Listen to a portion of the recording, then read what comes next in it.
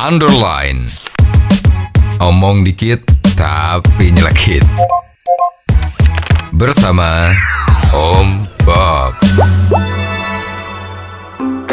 Om Bob, banyak pejabat DKI yang diganti ataupun juga yang mengundurkan diri. Salah satunya, kemarin baru saja Wali Kota Jakarta Utara Rustam Effendi mengundurkan diri.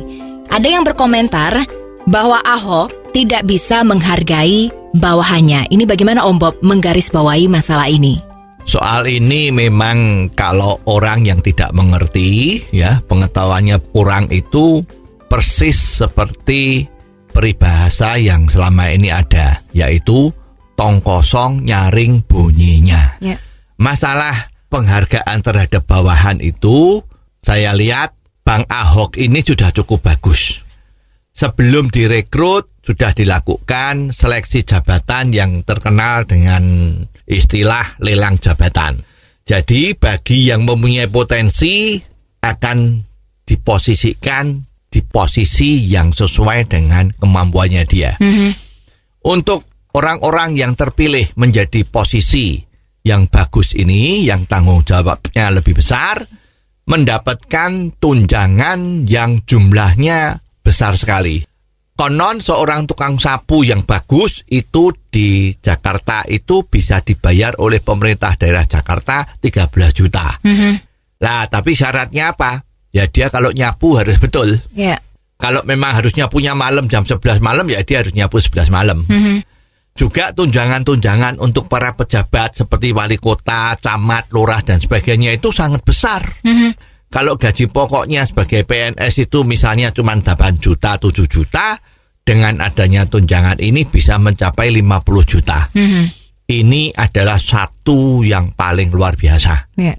Jadi mengenai penghargaan terhadap anak buah itu sebetulnya hakikinya kan UUD. Ujung-ujungnya duit. Yeah. Kalau income-nya dia besar, otomatis itu namanya penghargaan terhadap anak buah sudah terjadi dengan bagus. Yeah. Jadi sangat sulit dikatakan kalau Bang Ahok ini tidak bisa menghargai bawahannya. Itu sama sekali tidak betul. Oke, tapi ada lagi katanya Bang Ahok ini suka negur bawahan di depan umum. Bagaimana Om Bob menggarisbawahi masalah ini? Kembali lagi, di dalam teori manajemen itu kan ada yang namanya reward sama punishment. Yeah. Lah, punishment yang terjadi itu kan ada tingkatan-tingkatannya, ya. Punishment yang paling ringan itu kalau orang Jawa bilang dijodaki. Kalau berbuat salah, tidak diajak ngomong, ada apa-apa dibiarin. Coba akan melihat orang itu punya perasaan yang halus atau tidak. Kalau orang punya perasaan yang halus, dia udah sadar kalau saya salah.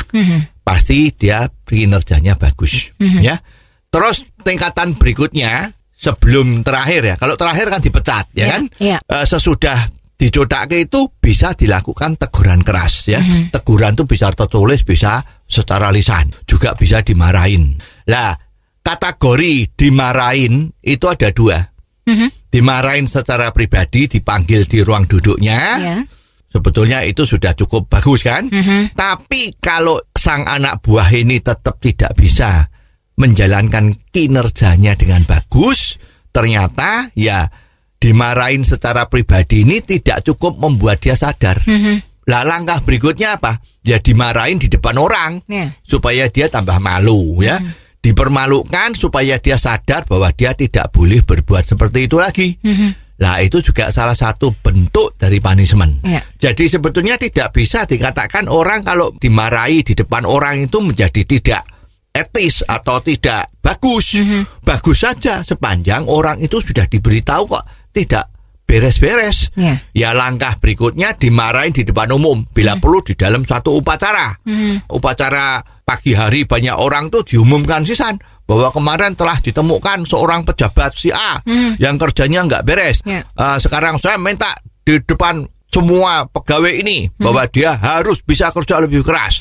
Kalau dia malu, ya dia akan bekerja lebih bagus.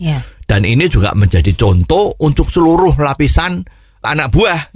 Kalau udah dikasih tahu, jangan tetap beler, tidak mau merubah kinerjanya dia. Nah, itu akan dikasih contoh, ya, akan dibegitukan. Ya itu kan bagus. Sebetulnya bagi yang tidak kuat, memang dia akan mengundurkan diri kan. Tidak apa-apa. Kalau memang tenaga jelek itu di dalam satu lingkungan organisasi kerja, ya lebih bagus cepat-cepat pergi. Karena ini akan mengganggu semua sistem kerja. Bayangin, seorang yang kerjanya tidak bagus, ya kinerjanya jelek, gara-gara karena sopan santun kita pertahankan, apa yang terjadi? Semua orang akan menganggap bahwa cara kerja dia yang begitu jelek itu adalah sudah cukup bagus. Sehingga organisasi kerja kita menjadi hancur. Ya, jadi memang betul banyak pegawai yang kinerjanya kurang bagus, tidak cocok dengan kepemimpinan Bang Ahok. Kalau mengundurkan diri itu bagus. Ya, pemerintah provinsi DKI bisa menghemat biaya, juga memberikan kesempatan anak-anak muda yang semangatnya bagus, pengen menunjukkan kerja bagus, mendapat posisi yang bagus. Jadi apa yang dilakukan Bang Ahok ini adalah sudah betul. Oh, jadi begitu ya Om Bob. Jelas deh sekarang. Terima kasih Om Bob untuk waktunya. Sampai ketemu lagi di waktu yang akan datang. Untuk kritik dan kasus yang perlu dikomentari Om Bob, silahkan kirimkan email Anda ke ombobindonesia@hotmail.com. ombobindonesia@hotmail.com. Underline. Omong dikit tapi nyelekit.